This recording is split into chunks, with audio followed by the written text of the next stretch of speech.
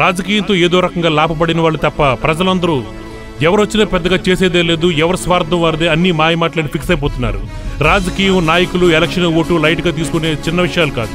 ఇవి మన జీవితం, మన పిల్లల భవిష్యత్తు.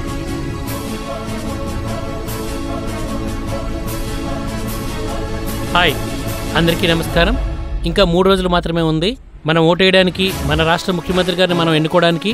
అయితే ఓటేసి ముందు ఒక్క 10 నిమిషాలు మీకోసం, నా కోసం, మనందరి కోసం. విషయం ఏంటంటే, స్వాతంత్రం వచ్చిన తర్వాత ప్రపంచ దేశాల్లో ఉన్న అన్ని రాజ్యాంగాల్ని పరిశీలించి 2 సంవత్సరాల 11 నెలల 18 రోజుల పాటు ఎంతో కష్టపడి ఎన్నో సమావేశాలు నిర్వహించి మన రాజ్యాంగాన్ని మన అంబేద్కర్ గారు మన కోసం రూపొందించారు.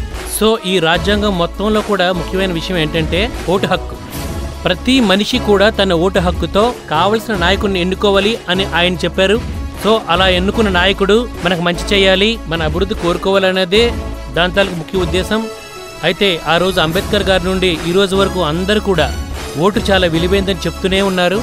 ఓటు కోసం, ఓటు తాలూకు ప్రాముఖ్యత కోసం ఎన్నో క్యాంపెయిన్లు, మీటింగ్లు ఎన్నో రకాలుగా మనకు తెలియపరుస్తూనే ఉన్నారు.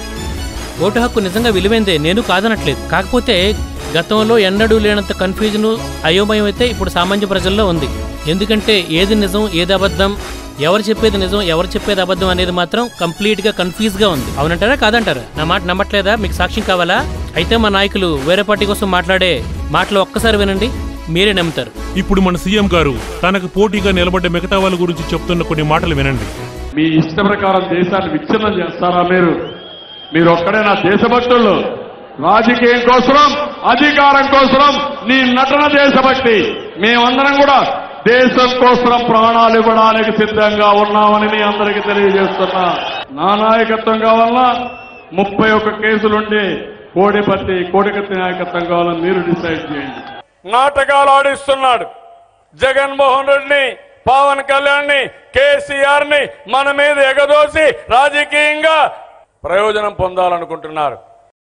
ఇప్పుడు మన జగన్ గారు తనకు పోటీగా నిలబడ్డ మిగతా వాళ్ళ గురించి చెప్తున్న కొన్ని మాటలు వినండి. ఇవాళకి కూడా ఇంకా 80,000 ఎకరాలకు సాగునీరు ఇవ్వని పరిస్థితిలో ఈ ప్రాజెక్టు ఉంది అనంటే 5 సంవత్సరాల ఈ పెద్ద మనిషి చంద్రబాబు నాయుడు గారు ఏం చేశారో అన్న సంగతి మీ అందరూ కూడా గమనించవలసిందిగా కోరుతా ఉన్నాను సవినయంగా. అటువంటి అదే అగ్రిగోల్డ్ బాధితుల గురించి 5 సంవత్సరాలు ముఖ్యమంత్రిగా ఉన్న ఈ పెద్ద మనిషి చంద్రబాబు నాయుడు గారు ఏం చేశారు అన్న సంగతి ఒక్కసారి ఆలోచన చేయమని అడుగుతా ఉన్నా.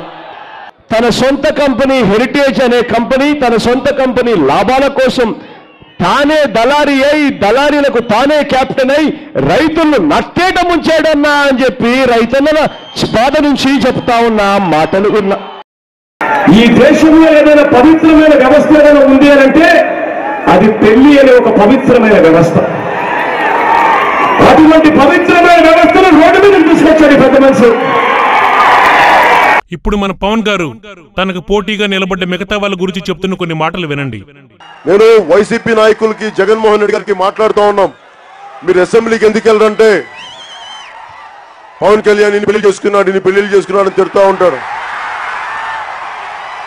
జగన్మోహన్ రెడ్డి గారిని అడుగుకుంటున్నా, నా పెళ్లిళ్ళ వల్లే రాష్ట్ర విభజన జరిగింది, నా పెళ్లిళ్ళ వల్లే అవినీతి జరిగింది, నా పెళ్లిళ్ళ వల్ల పాపం జగన్మోహన్ రెడ్డి గారు జైలుకి వెళ్ళి కూర్చోబెట్టి కేసుల్లో ఉన్నారు. ఏంటా మాట్లాడతారు మీరు? వైసీపీ నాయకులు ఏం పిచ్చి పిచ్చిగా ఉందా మీకు? తమాషాలుగా ఉందా మీకు?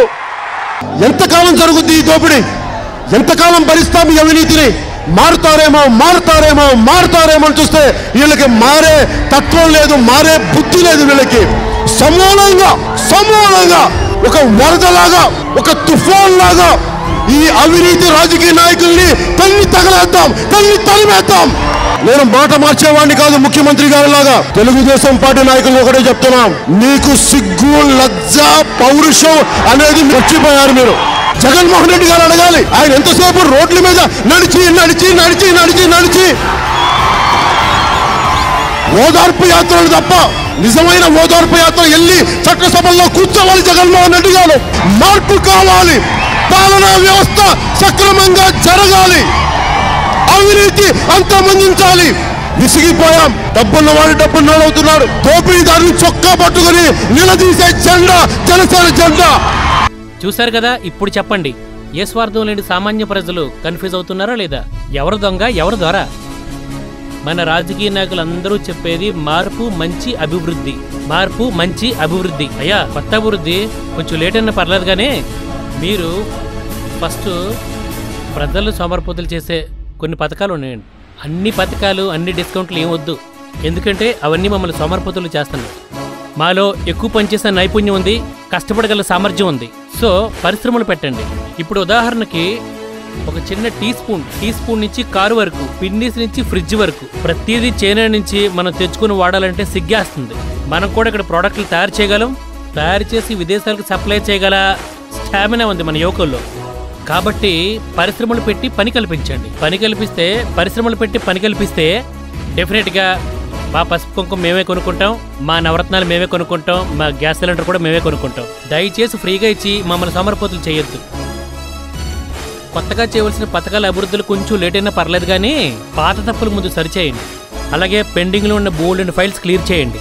అదే మొదటి పని, అదే అసలైన అభివృద్ధి. మన నాయకులు ఒకరి కోసం ఒకరు తిట్టుకోవడం చూసాం కదా, ఇప్పుడు మన నాయకులు మన కోసం ఇచ్చిన హామీలు, పథకాలు కూడా ఒక్కసారి చూడండి. 2000 రూపాయలు నెలకు నిరుద్యోగ భృతి ఇస్తున్నా, అది 3000 రూపాయలు చేస్తా.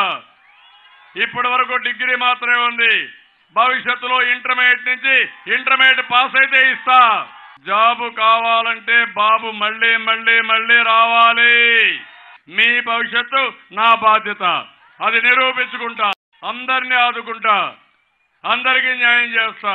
ఈ రాష్ట్రాన్ని భారతదేశంలోని నెంబర్ 1 రాష్ట్రంగా చేసి మిమ్మల్ని పైకి తీసుకుపోయే బాధ్యత నాది. ఉద్యోగాలు ఇప్పించే బాధ్యత నాది. మిమ్మల్ని పేదరికం నుంచి పైకి తీసుకొచ్చే బాధ్యత నాది. మిమ్మల్ని గౌరవప్రదమైనటువంటి జీవన ప్రమాణాలు ఇవ్వడం నా బాధ్యత అని మరొక్కసారి మీ అందరికీ హామీ ఇస్తున్నా. ప్రతి ఒక్క షెడ్యూల్ కులాలకి, షెడ్యూల్ తెగలకి ఇండ్లు కట్టించే బాధ్యత నాదని మరొకసారి మీ అందరికీ హామీ ఇస్తున్నా. డాక్రా సంఘాలకు ఫోన్ ఇస్తా, స్మార్ట్ ఫోన్ ఇస్తా, ఏ ప్రాబ్లం లేకుండా నేను చూసుకుంటా. ఏదైనా ప్రాబ్లం ఉంటే ఒక్క ఫోన్ కొట్టి, చంద్రన్న నాకు ఈ ప్రాబ్లం ఉందంటే, చెల్లెమ్మ నేను పరిష్కారం చేసి చెప్తానని చేసి మళ్ళీ చెప్తా. Any time water anywhere. ఇండ్లకు 24 గంటల నీళ్లు, పొలాలకు 24 గంటల నీళ్లు, ఇండస్ట్రీకి 24 గంటల నీళ్లు. కరెంటు బటన్ ఆన్ చేస్తే ఎట్టొస్తుందో స్మార్ట్ వాటర్ గ్రిడ్ తయారు చేసి ఒక్కసారి ఆన్ చేస్తే నీళ్లు తీసుకొచ్చే బాధ్యత నాది తమ్ముళ్ళు అని మీ అందరికీ తెలియజేస్తున్నా. ఇప్పుడు నేను మీ అందరికీ హామీ ఇస్తున్నా, గ్రామీణ ప్రాంతాల్లోనే కాదు పట్టణ ప్రాంతాల్లో ఇండ్లన్నీ ఉచితంగా ఇస్తాను. ఒక్క పైసా మీరు పెట్టుకునే పని లేదు. రేషన్ కార్డు కావాలన్నా, ఇల్లు కావాలన్నా, ఫీజు రీయింబర్స్మెంట్ కావాలన్నా, ఆరోగ్యశ్రీ కావాలన్నా, లేకపోతే వైఎస్ఆర్ చేయూత కావాలన్నా, ఏది కావాలన్నా కూడా మీకు అప్లికేషన్ పెట్టిన 72 గంటలకే శాంక్షన్ అయ్యేట్టుగా చేస్తానని చెప్పి హామీ ఇస్తా ఉన్నా. అన్న ముఖ్యమంత్రి అయిన తర్వాత మన పిల్లలను మనం కేవలం బడులకు పంపిస్తే చాలు. బడికి పంపించినందుకు అన్న ప్రతి అక్క చేతిలోనూ సంవత్సరానికి 15,000 రూపాయలు పెడతాడా? కానీ ప్రతి అక్కకు చెప్పండి, అన్న ముఖ్యమంత్రి అయిన తర్వాత మన పిల్లలను ఇంజనీర్లుగాను, డాక్టర్లుగాను, కలెక్టర్ వంటి పెద్ద పెద్ద చదువులు అన్న చదివిస్తాడు. ఎన్ని లక్షలు ఖర్చైనా పర్వాలేదు, అన్న ఉచితంగా చదివిస్తాడు అని.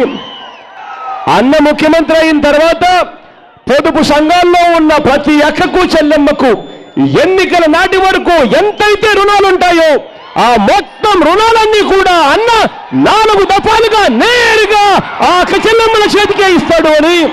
మీ మనవడు ముఖ్యమంత్రి అయిన తర్వాత ప్రతి అవ్వకు పెన్షన్ 3,000 వరకు పెంచుకుంటూ పోతాడన్నా అని చెప్పి ప్రతి అవ్వకు చెప్పండి. ఈ చెడిపోయిన ఈ రాజకీయ వ్యవస్థ మారాలి. విశ్వసనీయత అన్న పదానికి అర్థం రావాలి. ఎన్నికలప్పుడు మోసం చేస్తూ మాటలు మాట్లాడడం, ఎన్నికలు అయిపోయిన తర్వాత ప్రజలను మోసం చేసే పరిస్థితి మారిపోవాలి. 10 కేజీల బియ్యం ఇవ్వను, 10 సంవత్సరాల భవిష్యత్తు సార్ మీ అందరికీ. నిజంగా ఆడపడుచులు కానీ బాధ్యత తీసుకుంటే అంచెల వారీగా మీ నియోజకవర్గాల పరిధిలో, మీ ఏరియాల పరిధిలో ఒక్క బ్రాంచీ షాప్ లేకుండా, ఒక్క లిక్కర్ షాప్ లేకుండా ప్రభుత్వం నడిపించే బాధ్యత నేను తీసుకుంటాను. ఒక్కసారి అవినీతి కోటలు బద్దలయ్యేలా, ఢిల్లీ కోటలు బద్దలయ్యేలా, కాంగ్రెస్ కోటలకి బీటలు వారేలా, తెలుగుదేశం పార్టీ సమూలంగా చిత్రమయ్యేలా, వైసీపీ పారిపోయేలా ఒక్కసారి భారత్ మాతాకి జై కొడదాం. ఈ పథకాలేంటో, ఈ హామీలేంటో, అసలు అన్నీ మన బడ్జెట్లో జరిగే పనులేనా? అసలు గతంలో ఇచ్చిన హామీలు ఎంతవరకు నెరవేరాయి? మీకు ఇష్టం ఉన్నా లేకపోయినా వేళల్లో ఒకరు మనల్ని పాలించే నాయకులు. సో ఈ గెలిచే ఈ నాయకులకి నేను చెప్పే ఒక చిన్న రిక్వెస్ట్, ఎందుకంటే నా చుట్టూ చాలా సమస్యలు ఉన్నాయి, అందులో ఒక 5 తీసుకున్నాను. ఆ 5 కూడా మీరు కూడా చూడండి, రైట్ అనిపిస్తే ఇవి సాల్వ్ చేయడానికి దయచేసి మీ వంతుగా మీరు ప్రయత్నించి సహకరించండి. పేద ప్రజల కోసం కట్టిన కేజీహెచ్ హాస్పిటల్ శుభ్రంగా లేదు. స్వచ్ఛ భారత్ గ్రేటర్ విశాఖపట్నం నడిబొడ్డున ఉన్న మన కేజీహెచ్లో ఇక్కడ పిల్లల వార్డులో అక్కడ ఆ రోగుల్ని, ఆ పేషెంట్ని, ఆ జబ్బు పడే పిల్లల్ని తీసుకొచ్చి ఆ తల్లిదండ్రుల్ని ఆ చెట్ల దగ్గర, ఆ మెట్ల దగ్గర, ఆ కాలువ పక్కన అక్కడే వాళ్ళు రెస్ట్ తీసుకోవాలి. సో కాబట్టి ఇక్కడ దయచేసి మీరు యాక్షన్ తీసుకొని ఇక్కడ శుభ్రంగా ఉండవలసిన ముఖ్యమైన ప్లేస్ కాబట్టి శుభ్రంగా ఉంచాలని నేను కోరుకుంటున్నాను. గవర్నమెంట్ హాస్పిటల్లో జీతం తీసుకుంటూ ప్రైవేట్గా క్లినిక్లు నడుపుకుంటూ పేదవాళ్ళకి సరిగ్గా చూడటం లేదు. గవర్నమెంట్ హాస్పిటల్లో వేలకు వేల జీతాలు తీసుకొని ప్రైవేట్గా వేరే క్లినిక్లు మెయింటైన్ చేస్తూ చాలా మంది డాక్టర్లు ఈ ఏరియాలో ఉన్నారండి. సో వీళ్ళు గవర్నమెంట్ హాస్పిటల్లో డబ్బులు తీసుకొని వాళ్ళ టైం అంతా ప్రైవేట్ హాస్పిటల్లో గడుపుతారు. మీరే ఆలోచించండి, ప్రైవేట్ హాస్పిటల్ ఉంటుండగా గవర్నమెంట్ హాస్పిటల్లో బాధ్యతగా సంపూర్ణమైన టైంని ఏ డాక్టర్ అయినా స్పెండ్ చేయగలరా? మీరు ఒక్కసారి ఆలోచించండి. కాబట్టి ఎట్టి పరిస్థితుల్లో నేను కోరుకునేది ఏంటంటే గవర్నమెంట్ హాస్పిటల్లో జీతం తీసుకున్న ఏ డాక్టర్ కూడా ప్రైవేట్ హాస్పిటల్లో ఉండకూడదు. కులాన్ని ప్రోత్సహించి అర్హులను అనగదొక్కే వాళ్ళను, గవర్నమెంట్ ఆఫీసుల్లో అవినీతి చేసిన వాళ్ళను, ఆడవారి పట్ల అసభ్యంగా ప్రవర్తించిన వాళ్ళకి కొత్త శిక్షలు అమలు చేయాలి. కులాన్ని ప్రోత్సహించి అర్హులను అనగదొక్కే వాళ్ళు, అలాగే గవర్నమెంట్ ఆఫీసుల్లో లంచాలు తీసుకునే వాళ్ళకి, అమ్మాయిల పట్ల అసభ్యంగా ప్రవర్తించే వాళ్ళకి ఉన్న శిక్షలు సరిపోవండి, కొత్త శిక్షలు ఏమైనా మీరు అమలు చేయాలి. ఆ శిక్ష ఎలా ఉండాలంటే ఇంకొకరు తప్పు చేయాలంటే కళ్ళు కూడా భయపడేటట్టుగా ఉండాలి. కులాన్ని బట్టి, రికమెండేషన్ బట్టి, లంచాన్ని బట్టి ఉద్యోగాలు, పదవులు రాకుండా అర్హతను బట్టి మాత్రమే రావాలి. కులాన్ని బట్టి, రికమెండేషన్ బట్టి, లంచాన్ని బట్టి ఉద్యోగాలు, పదవులు రాకూడదు. ప్రతి మనిషికి వారి వారి అర్హతను బట్టి మాత్రమే ఉద్యోగం కానీ, పదవి కానీ రావాలి. అలా వచ్చిన రోజే మన దేశం కానీ, మన రాష్ట్రం కానీ అభివృద్ధి చెందుతుంది. పండించే రైతుకు విత్తనాలు, ఎరువులు మంచి ధరకి ఇస్తూ పండించే పంటకు గిట్టుబాటు ధర కల్పించాలి. పంట పండించే రైతుకి ఏదో ఫోటోల కోసం, వీడియోల కోసం కాకుండా నిజంగా వాళ్ళ దగ్గరికి వెళ్ళి వాళ్ళ ప్రాబ్లం ఏంటో తెలుసుకొని వాళ్ళకి కావాల్సిన విత్తనాలు, ఎరువులు ఓ మంచి రేటుకు వచ్చేటట్టు చూడడం అనేది ఒకటో పని. రెండోది వాళ్ళు పండించే పంటకు మంచి గిట్టుబాటు ధర కూడా ఉండేటట్టు చూడడం అనేది రెండో పని. ఈ రెండు చేస్తే చాలు, మనం రైతుకి హెల్ప్ చేసినట్టే. అంతకుమించి వాళ్ళు ఫ్రీగా అది చేస్తాం, ఇది చేస్తాం అని చెప్పేసి వాళ్ళని మభ్యపెట్టడం సరికాదు. నేను ఫేస్ చేసిన ఈ 5 సమస్యలు మీతో చెప్పాను. మీకు కూడా రైట్ అనిపిస్తే మన నాయకులకు చేరే వరకు దీన్ని షేర్ చేయండి. నేను ఏ పార్టీకి చెందిన మనిషిని కాదు, అలాగని ఏ పార్టీకి వ్యతిరేకం కూడా కాదు. మెరుగైన సమాజం కోసం తాపత్రయపడే ఒక సామాన్యమైన మనిషిని. నేను మీకు చేసే స్పెషల్ రిక్వెస్ట్ ఏంటంటే దయచేసి ఎవరు కులాన్ని చూసి ఓటేయొద్దు, అలాగే డబ్బులు తీసుకుని ఓటేయొద్దు. రెండోది ముఖ్యంగా ఎన్టీఆర్ గారి మీద ఉన్న అభిమానంతో మన చంద్రబాబు నాయుడు గారికి, అలాగే వైఎస్ఆర్ గారి మీద ఉన్న అభిమానంతో జగన్ గారికి, చిరంజీవి గారి మీద ఉన్న అభిమానంతో మన పవన్ కళ్యాణ్ గారికి కూడా ఓటేయదు. వాళ్ళ సామర్థ్యం ఏంటి, వాళ్ళ సత్తా ఏంటి అని మీకుగా మీరు ఆలోచించండి. అలాగే ఇప్పుడు యూట్యూబ్లో అన్నీ అవైలబుల్గా ఉన్నాయి. అన్ని మేనిఫెస్టోలు ఫస్ట్ దయచేసి వినండి, చదవండి. చదివిన తర్వాత ఇది రైటా కాదని మీకుగా మీరు నిర్ణయం తీసుకోండి. ఎవరి మాట వినొద్దు, ఎవరు చెప్పింది నమ్మొద్దు.